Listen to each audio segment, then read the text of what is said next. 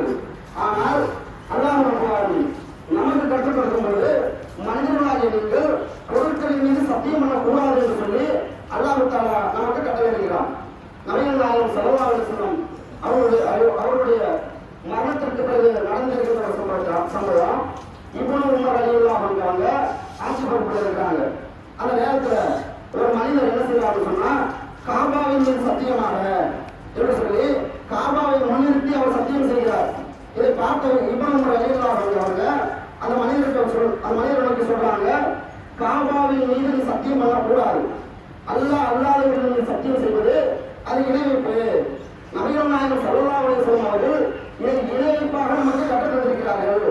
எனவே நீங்கள் சத்தியம் பண்ணும் பொழுது அல்லாஹ்வின் மீது மட்டும்தான் சத்தியம் பண்ண வேண்டும் என்று சொல்லி அந்த மனிதருக்கு இப்னு உமர் ரலியல்லாஹு அன்ஹு அவர்கள் வலியுறுத்துகிறார்கள். அல்லாஹ் ரப்பல் ஆலமீன் திருமறை குர்ஆனிலே சத்தியம் என்று பேசும்போது காலை பொழுதின் மீது சத்தியமாக, ஒரு ஆதியாத்தி மூச்சிருட்டு ஓடுதவி மீது சத்தியமாக, இப்படி அல்லாஹ் தஆலா சத்தியம் செய்வதை நாம் பார்க்க முடியும். ஏனென்றால் ஒன்றினுடைய பெருமதியை உணர்த்துவதற்காக, ஒன்றினுடைய முக்கியத்துவத்தை உணர்த்துவதற்காக அல்லாஹ் தஆலா பொருட்களின் மீது சத்தியமிட்டு பேசுவான். ஆனா நமக்கு கற்றுக் கொடுக்கும் போது அல்லாஹ் தஆலா எப்படி கற்றுக் கொடுக்கிறான்னு சொன்னா, நீங்கள் அல்லாஹ்வின் மீது சத்தியம் பண்ணக்கூடாது. அப்ப நம்ம எப்படி சத்தியம் பண்ணணும்னு சொன்னா, அல்லாஹ்வின் மீது ஆணையாக நான் இந்த செயலை செஞ்சேன் அல்லது செய்யல, அல்லாஹ்வின் மீது ஆணையாக நான் இதை எடுத்தேன் அல்லது நான் எடுக்கலை என்று சொல்லி அதை வருகின்ற அந்த பிரச்சனையை முன்னிறுத்தி நாம் அல்லாஹ்வின் மீது மட்டும்தான் சத்தியம் பண்ண வேண்டும். அப்ப மனிதர்கள் மீதோ ஏனைய பொருட்களின் மீதோ மற்ற காரண காரியங்கள் மீதோ நாம் சத்தியம் பண்ணக்கூடாது. அப்படி சத்தியம் பண்ணினால் அதை இணைப்பாக ரசூலுல்லாஹி ஸல்லல்லாஹு அலைஹி வஸல்லம் அவர்கள் நமக்கு கற்றுத்தந்திருக்கிறார்கள். ஆனால் அல்லாஹ் ரப்பல் ஆலமீன் ஒன்றினுடைய பெருமதியை உணர்த்துவதற்காக, ஒன்றினுடைய முக்கியத்துவத்தை உணர்த்துவதற்காக, இது பெருமதியான ஒன்றுதான் என்பதை உறுதிப்படுத்துவதற்காக வேண்டி அல்லாஹ் தஆலா பொருட்களின் மீது சத்தியமிட்டு பேசுவான். அப்படி பேசப்பட்ட அத்தியாயங்களில் மிகவும் முக்கியத்துவம் வாய்ந்த ஒரு அத்தியாயமாக பார்க்கப்படுகிற அத்தியாயம் இந்த வால்வாசர். காலத்தின் மீது சத்தியமாக மனிதன் நஷ்டத்திலே இருக்கின்றான் என்று இறைவன் பேசுகிறான். ஏன்னா மனிதனுடைய நமக்கு காலத்தினுடைய பெருமதி தெரியாமல் இருக்கிறோம், நேரத்தினுடைய இந்த முக்கியத்துவத்தை நாம் உணராமல் இருக்கிறோம். இன்றைக்கு பார்க்கிறோம், பெரியவர்கள் முதல் சிறியவர்கள் வரை தங்களுடைய நேர காலத்தை சமூக வலைதளங்களிலும் மற்ற வேலைப்பாடுகளிலும் ஈடுபடுத்திக் கொண்டு வீணான காரியங்களிலே மூழ்கி கிடப்பதை நாம் பார்க்க முடிகிறது. அதிலும் குறிப்பாக இன்றைய இளைய சமுதாயம் அவருடைய நேர காலத்தை அப்படியே செல்போன்களை தொலைத்துக் கொண்டு மூளை மங்கியவனாக, கண் மழுங்கடிக்கப்பட்டவனாக இன்றைய இளைய சமுதாயம் மாறி வருவதை நாம் பார்க்க முடிகிறது. பொழுது போவானா மொபைல் போனை எடுத்து பார்க்கிறவங்க இரவு ஆகும்போது அந்த மொபைல் போனை வைக்க மாட்டான்.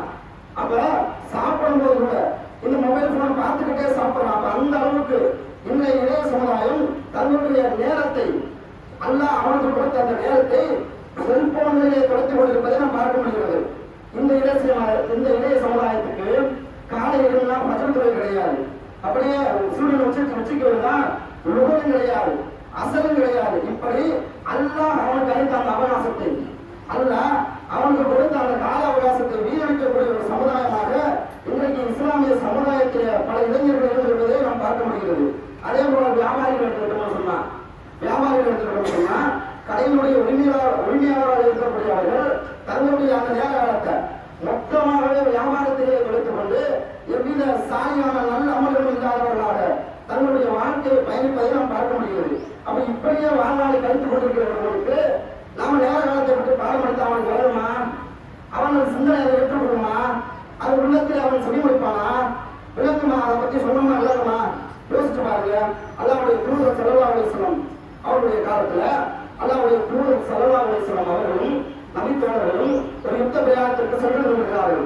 அப்படி திரும்புகின்ற நிலையில எல்லோருமே கலைப்படைந்த இருக்கிறாங்க. சகாபாக்கள் அனைவரும் கலைப்படைந்த நிலையில் இருக்கிறார்கள். அந்த நேரம் ஒரு வைகை நேரமாக இருக்கிறது. அல்லாஹ்வுடைய தூதர் ஸல்லல்லாஹு அலைஹி வஸல்லம் அவங்க சகாபாக்களுக்கு கேட்கிறாங்க, இன்றைய சுபஹ் தொழுகைக்கு எங்களை எழுப்பிவிட பொறுப்பேற்பவர் யார்? எங்கள் அனைவரையும் எழுப்பிவிட பொறுப்பேற்றுள்ளவர் யார் என்று கேட்கிறாங்க. உடனே பிலால் ரலியல்லாஹு அன்ஹு வாங்கலாம் கொண்டு போறாங்க. நான் எழுப்புகிறேன் சொல்லலாம், உங்கள் அனைவரையும் நான் பொறுப்பேற்றுக் கொள்கிறேன் இருப்பேன் என்று சொல்லி அவர்கள் பொறுப்பேற்றுக் கொள்கிறார்கள். சகாபாக்கள் அனைவரும் என்ன செய்யறாங்க சொன்னா, சரி பிலால் வழியெல்லாம் அவங்க எழுப்புவாங்க என்று சொல்லிட்டு உறக்கத்திற்கு சென்று விடுகிறார்கள். நபிகள் நாயகம் ஸல்லல்லாஹு அலைஹி வஸல்லம் அவர்கள் உட்பட உறக்கத்திற்கு சென்று விடுகிறார்கள். ஆனால் பிலால் வழியெல்லாம் இருக்கிறவங்க என்ன யோசிக்கிறாங்க சொன்னா, நான் எப்படியும் சிறிது நேரம் எடுத்துக் கொண்டுதான் இருக்க போகிறேன், நான் எப்படியும் கொஞ்ச நேரம் எழுச்சிக்கிறதா இருக்க போகிறேன் என்று தனக்கு கிடைத்த அந்த நேரத்தை எப்படி பயன்படுத்துகிறார்கள் சொன்னால், அல்லாஹ்விடத்தில் நான் நெருக்கத்தை பெற வேண்டும், அல்லாஹ்விடத்தில் நான் நெருக்கத்தை அதிகரித்துக் கொள்ள வேண்டும் என்று சொல்லி அந்த நேரத்திலும் கூட அல்லாஹ்வை நின்று வழங்க ஆரம்பிக்கிறார். அவரும் கைப்படைகளில் தான் இருக்கிறாரு. ஆனா அல்லாஹ்வுக்கு நான் நன்றியுள்ள ஒரு விசுவாசியாக ஆக வேண்டும் என்று சொல்லி அந்த நேரத்திலும் கூட அவர் அல்லாஹ்வை நின்று வழங்க ஆரம்பிக்கிறார். அப்ப இப்படி இந்த நேரத்தில் நான் நின்று வழங்கும் போது அது எனக்கு நாளை மறுமையில பெரும் நன்மையாக ஆகிவிடும் என்பதை அவர் அடிப்படையாக விளங்கி வைத்திருந்தார். அப்ப என்ன வழங்கினாரு, என்னை எனது இறைவன் படைத்திருந்தது அவனை வணங்குவதற்காக மட்டும்தான், அவனை வணங்கி வழிபடுவதற்காக மட்டும்தான் என்கின்ற அந்த அடிப்படையை அவர் விளங்கி வைத்திருந்தார். ஆனா நம்மளா இருந்தா அந்த நேரத்தை எப்படி பயன்படுத்திருக்கோம் யோசிச்சு பாருங்க, சிந்திச்சு பாருங்க. தூங்குவதற்கு நேரமாகுது, தூக்கம் வரமாட்டது, அப்புறம் எடு மொபைல, எடு பேஸ்புக்க, எடு வாட்ஸ்அப்ப என்று ஏதாவது ஒரு சோசியல் மீடியாவை எடுத்து வச்சுக்கிட்டு அதுல பார்த்துட்டு போனா காலையில பஜனம் இல்லாமல் அதையே பார்த்து கொண்டிருப்பார்கள். தூக்கமே இல்லாமல் அதையே பார்த்து கொண்டிருப்பவர்கள் எத்தனை பேர்? ஒரு நாளைக்கு ஒரு மனிதன் சராசரியாக 6 மணி நேரத்தை சமூக வலைதளங்களை வீணடிக்கிறான் என்று சொல்லி சர்வதேச ஆய்வு அறிக்கை வெளியிடுறாங்க. அப்ப ஒரு நாளைக்கு 24 மணி நேரம், அதுல 8 மணி நேரம் தூக்கம் வச்சுக்கிறீங்க, 6 மணி நேரம் சமூக வலைதளத்தை பயன்படுத்தி வச்சுக்கிறீங்க. அப்ப மீதம் இருக்கின்ற நேரம் என்ன இருக்கு? 10 மணி நேரம் தான் இருக்கு. அப்ப இந்த 10 மணி நேரத்துக்குள்ளாகத்தான் மற்ற காரியங்களை செய்யணும்னு சொன்னா எவ்வளவு ஒரு சுருக்கமான நேரத்தை நாம் இருந்து கொண்டிருக்கிறோம், எவ்வளவு ஒரு சுருக்கமான காலத்தை நாம் வீணடித்துக் கொண்டிருக்கிறோம். அதனால தான் அல்லாஹ் தஆலா காலத்தின் பெருமையை உணர்த்துவதற்காக, நேரத்தினுடைய முக்கியத்துவத்தை உணர்த்துவதற்காக காலத்தின் மீது சத்தியமிட்டு சொல்கிறான், மனிதன் நஷ்டத்தில் இருக்கிறான், மனிதன் நஷ்டத்தில் இருக்கிறான் என்று சொல்லிவிட்டு அல்லாஹ் தஆலா 4 வகையான லாபங்களை சொல்லி காட்டுகிறான். முதலாவது லாபம் என்று சொல்லி பார்த்தோம்னு சொன்னா, ஈமானும் இறை நம்பிக்கையும் இல்லைன்னா ஆமனும் ஈமான் கொண்டவர்களை தவிர. அப்ப லாபம் கிடைத்தவர்கள் யார் என்று சொன்னால், முதன்மை விவகாரமாக அவர்கள் ஈமான் கொண்டவர்களாக இருக்க வேண்டும், அல்லாஹ்வை நம்ப வேண்டும், அல்லாஹ் மட்டும்தான் என்னுடைய இறைவன் என்று ஒருவர் நம்பிவிட்டால் அவர் நிச்சயமாக ஜெயித்து விடுவார், நிச்சயமாக மறுமையில் அவர் ஜெயித்து விடுவார், அது அவருக்கு லாபமானதாக அமைந்துவிடும் என்பதனால் அல்லாஹ் தஆலா முதன்மை வெற்றியாளராக இந்த ஈமான் கொண்டவர்களை பற்றி சொல்லி காட்டுகிறான். அவர் ஈமான் கொள்ளாதவர்கள் நிலை என்ன? ஈமான் கொள்ளாமலே இருக்காங்கல்ல, அவருடைய நிலை என்ன? அவர்களுக்கு எவ்வளவு நேரம் கிடைத்தாலும் சரி, எவ்வளவு காலம் கிடைத்தாலும் சரி, எவ்வளவு வசதி வாய்ப்புகளை அல்லாஹ் தஆலா ஏற்படுத்தி கொடுத்திருந்தாலும் சரி, அவர்கள் கட்டாயம் மறுமையை தோல்வியடைந்து விடுவார்கள்.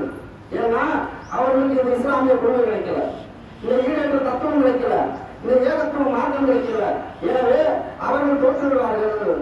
அதனால்தான் யார் ஈமான் கொள்கிறார்களோ, யார் படைத்த இறைவன் ஒருவன் தான் என்று நம்புகிறார்களோ, இறுதி இறைத்தூதர் முஹம்மது நபி ஸல்லல்லாஹு அலைஹி வஸல்லம் அவர்கள் மாத்திரம்தான் என்று நம்புகிறார்களோ, இந்த கொள்கை கோட்பாட்டிலே யார் ஒருவர் பயணிக்கிறார்களோ அவர்கள் தான் முதன்மை வெற்றியாளர்கள் என்று சொல்லி புனித திருமலை குர்ஆன் பேசுவதை நாம் பார்க்க முடிகிறது.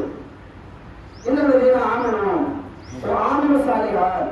இரண்டாவதாக யார் சொல்லணும்னு சொன்னா, நாங்க தான் அல்லாஹ்வை நம்பிட்டோமே, அல்லாஹ்வுடைய தூதரை பின்பற்றுகிறோமே என்று சொல்லிக்கொண்டு எந்தவித சாலியான நல்லமல்களும் இல்லாதவர்களாக நம்மிலே பலர் இருந்து கொண்டிருப்பதை நாம் பார்க்க முடிகிறது.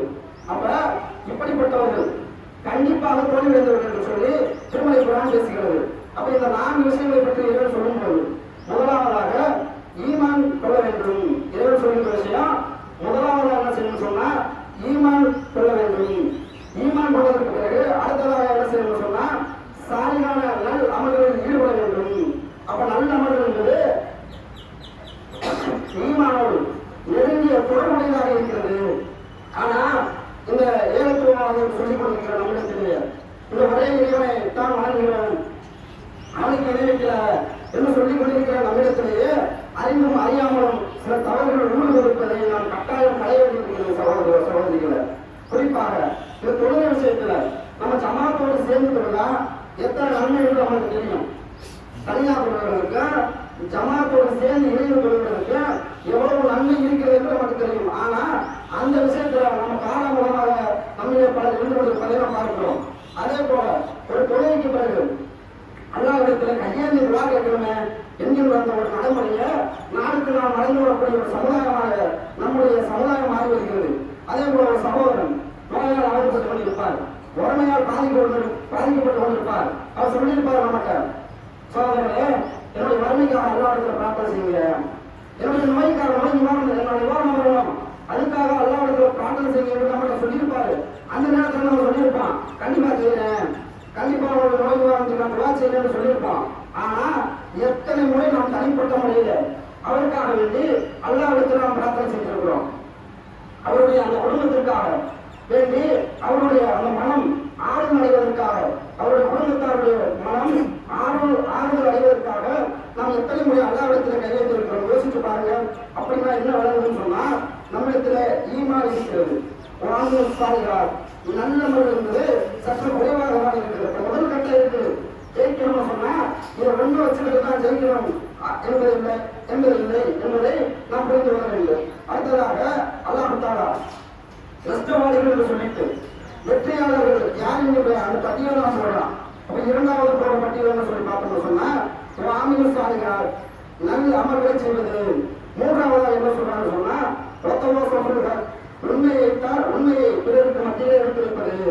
ஆனா நம்ம என்ன செய்யறோம், மூன்றாவதாக அல்லாஹ் தஆலா உண்மையை பற்றி பேசுவதை சொல்லி காட்டுறான். ஆனா நம்ம என்ன செய்யறோம்னா முதல்ல ஈமான் பண்றோம், ஈமான் பண்ணதுக்கு பிறகு தாவா பண்ணி போயிடுவோம், அழைப்பு பண்ணி போயிடுவோம்.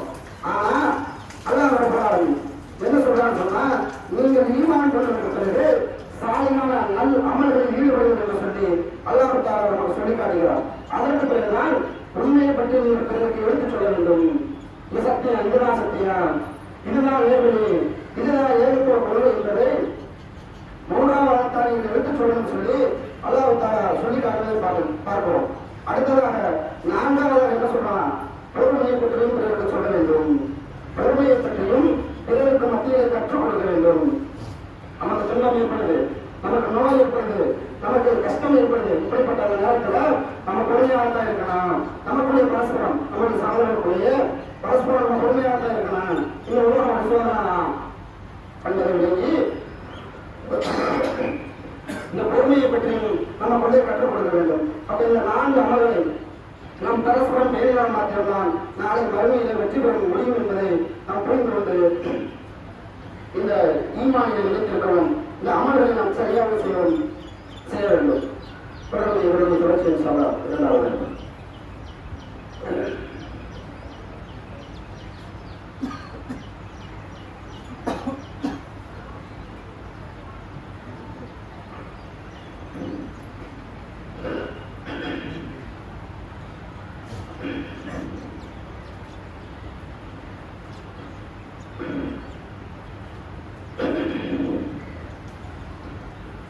அங்குள்ள சகோதர சகோதரிகளை, இந்த நவீன நாகரிக உலகத்தில் ஒரு மனிதன் நேரத்தை எப்படி பயன்படுத்த வேண்டும் என்று சொல்லி இன்றைய காலகட்டத்தில் டைம் மேனேஜ்மெண்ட் என்கின்ற பெயரில் நேரத்தை ஒரு மனிதன் எப்படி செலவிட வேண்டும் என்கின்ற பெயரில் இன்னைக்கு சமுதாயத்தில் மனிதர்கள் பாடம் எடுப்பதை நாம் பார்க்க முடிகிறது. ஆனால் 1400 ஆண்டுகளுக்கு முன்பாகவே ஒரு மனிதன் தனக்கு கிடைத்த நேரத்தை அவன் எப்படி பயன்படுத்த வேண்டும், பிரயோஜனமுடையதாக அவன் எப்படி பயன்படுத்த வேண்டும், எப்படி அந்த நேரத்தை அவன் நிர்வகிக்கணும் என்பதை இந்த இஸ்லாமிய மார்க்கம் மிக அழகிய முறையில் கற்றுக் கொடுத்திருக்கிறது. எப்படின்னு சொன்னா, அதிகாலையில் எழுதிய உடனே பதற்கு அப்படியே சூரியன் உச்சத்திற்கு வருதா நுகர் வருது, அப்படியே அஞ்சு சாய்ந்தா அப்படியே அசர் வருது, அதற்கு பிறகு மகரிப் வருது, அதற்கு பிறகு இஷா வருது. இப்படி ஒரு நாளை இந்த 24 மணி நேரத்தை 5ஆக பிரிச்சு இந்த 5 வேளையிலும் அவருடைய இறைவனை எடுத்துக் கொள்ள வேண்டும். இந்த 5 வேளையிலும் உங்களுடைய இறைவனத்தை இறைத்தொடர்பை அதிகப்படுத்திக் கொள்ள வேண்டும். உங்களுடைய இறைச்சத்தை மேலும் உனக்குள்ளே வளர்த்துக் கொள்ள வேண்டும் என்று சொல்லி இந்த நேர காலத்தை ஒரு மனிதன் எப்படி பயன்படுத்த வேண்டும் என்று சொல்லி இந்த இஸ்லாமிய மார்க்கம் அழகிய முறையில் கற்றுத்தந்திருக்கிறது. இதை எப்படி நம்ம பயன்படுத்துறோமா? இன்னைக்கு நமக்கு கிடைச்சிருக்கிற இந்த நேரத்தை இப்படி நல்ல வழியில் நம்ம செலவிடுகிறோமா? சிந்தித்து பாருங்கள். அல்லாஹ்வுடைய தூதர் ஸல்லல்லாஹு அலைஹி வஸல்லம் தங்களுடைய வாழ்நாளிலேயே இந்த நேரத்தை ஒரு மனிதன் எப்படி பயன்படுத்த வேண்டும் என்பதை மிக சிறப்பாக கட்டத்தில் விட்டு போயிருக்கிறார்கள். அல்லாவுடைய தூதர் ஸல்லல்லாஹு அலைஹி வஸல்லம் அவர்கள் சொல்லக்கூடிய ஒரு செய்தியை பாருங்கள்.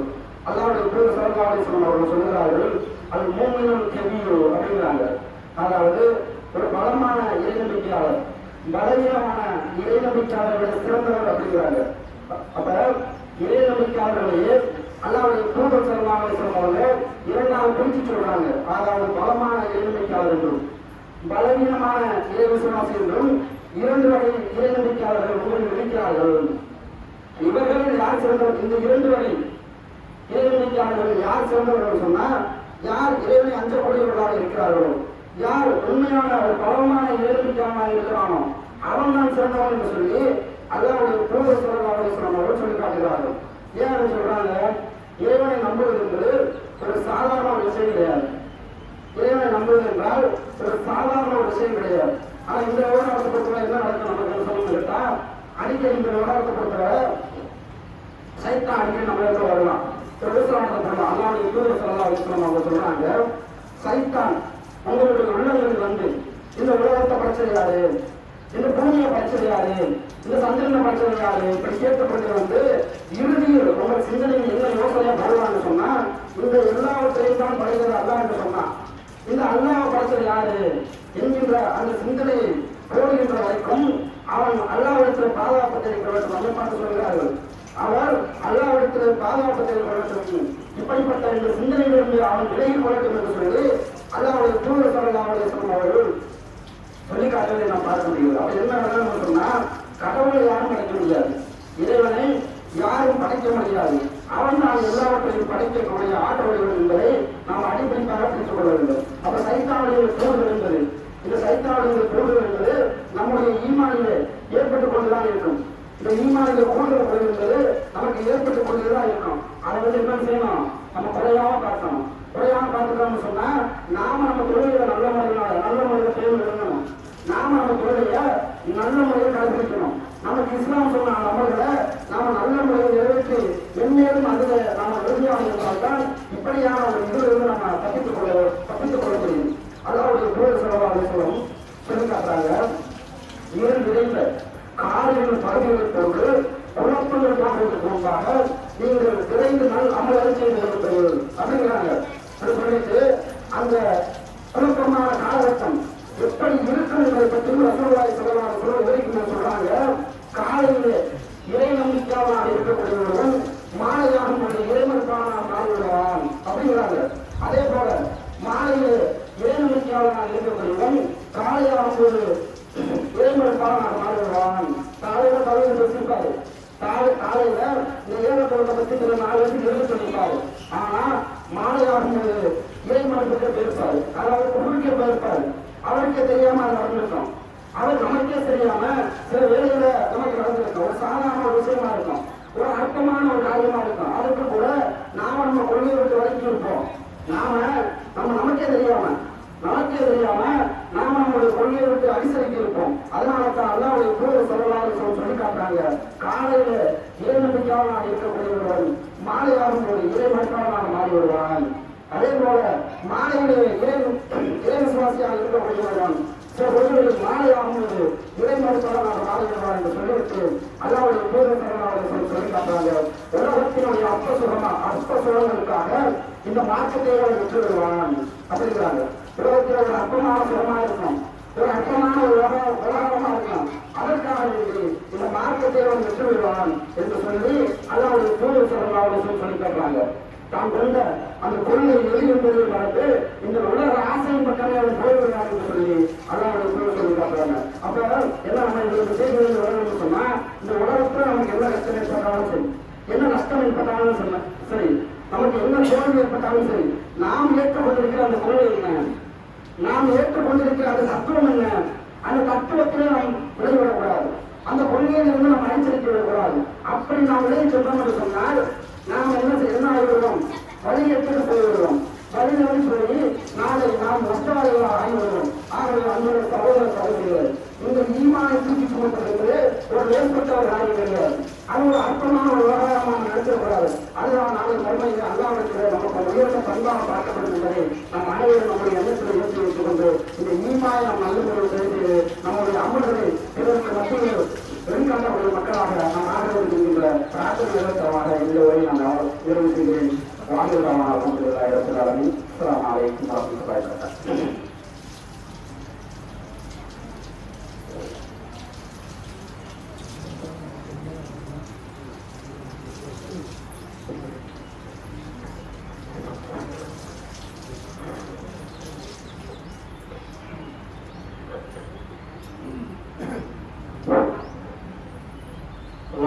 الله أكبر أشهد أن لا إله إلا الله أشهد أن محمدا رسول الله حي على الصلاة حي على الفلاح قد قامت الصلاة قد قامت الصلاة الله أكبر الله أكبر لا إله إلا الله.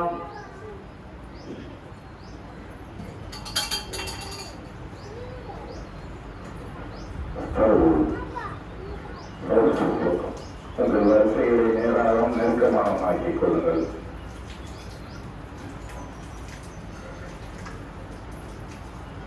அல்லாஹு அக்பர்.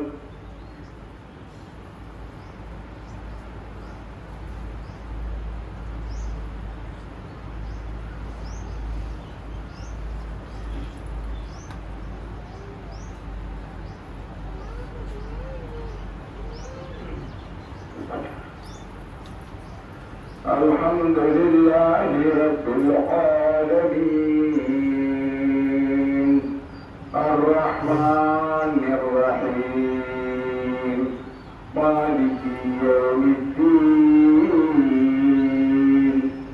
إياك نعبد وإياك نستعين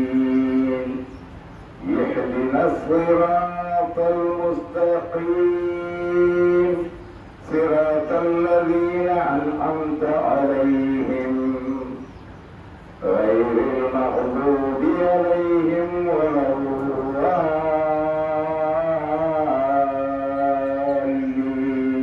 الضالين.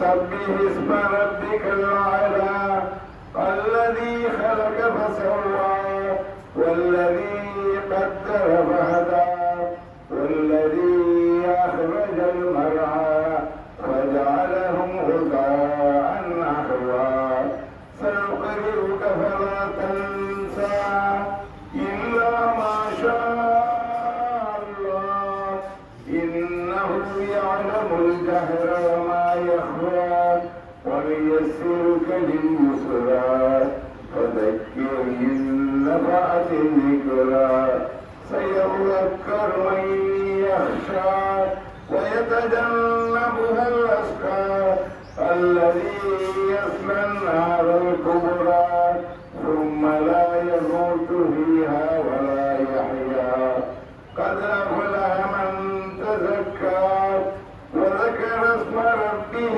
فصلى بل تؤثرون الحياة الدنيا والآخرة خير وأبقى إن هذا لفي الصحف الأولى صحف إبراهيم وموسى. الله أكبر.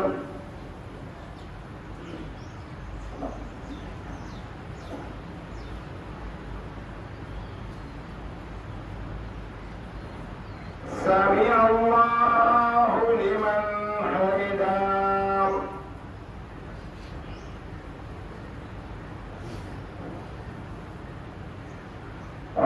الله أكبر.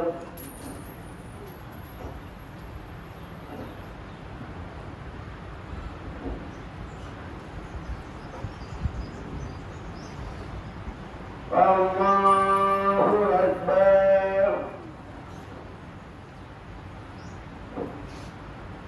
الله أكبر.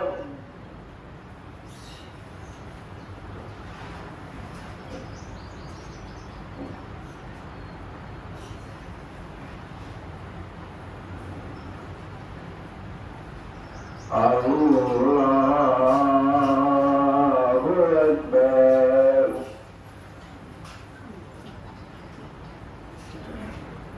الحمد لله رب العالمين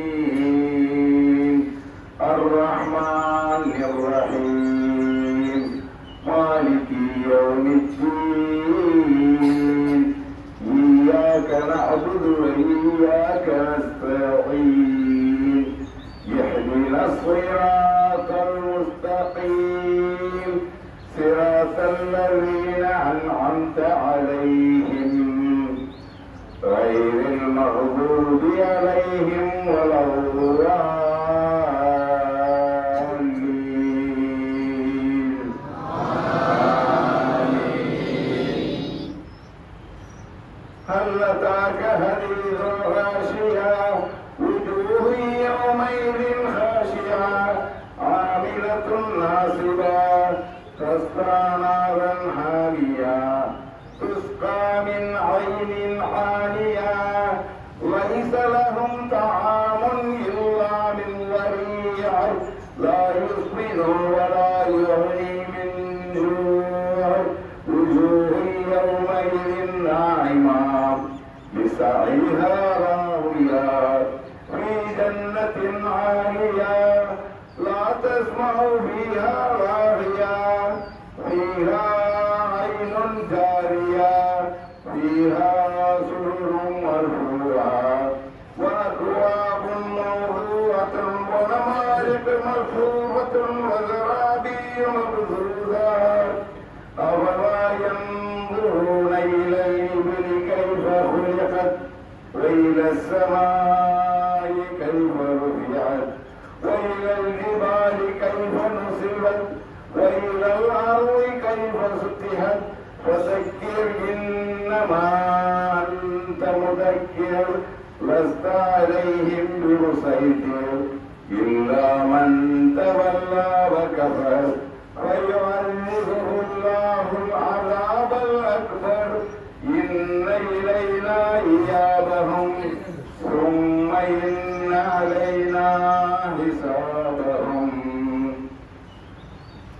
الله أكبر.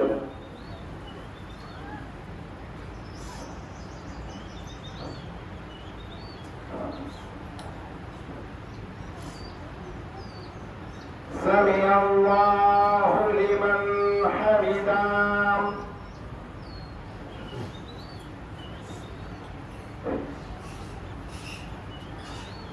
الله أكبر.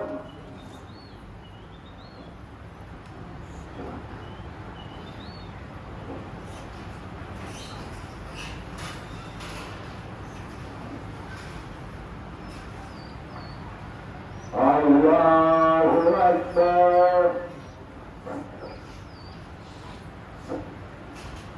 الله أكبر.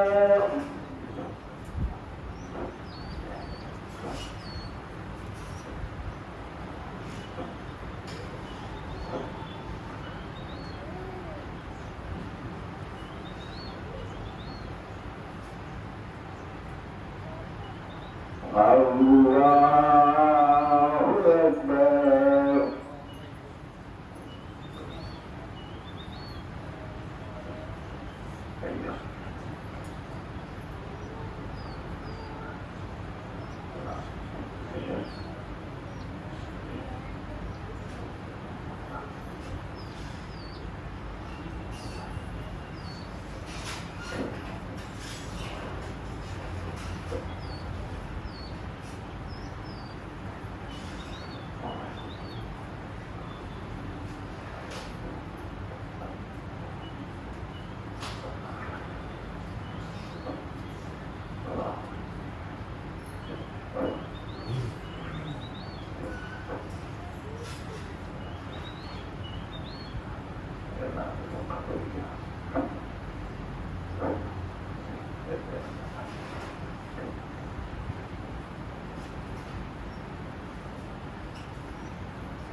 السلام عليكم ورحمة الله. السلام عليكم ورحمة الله. الله أكبر.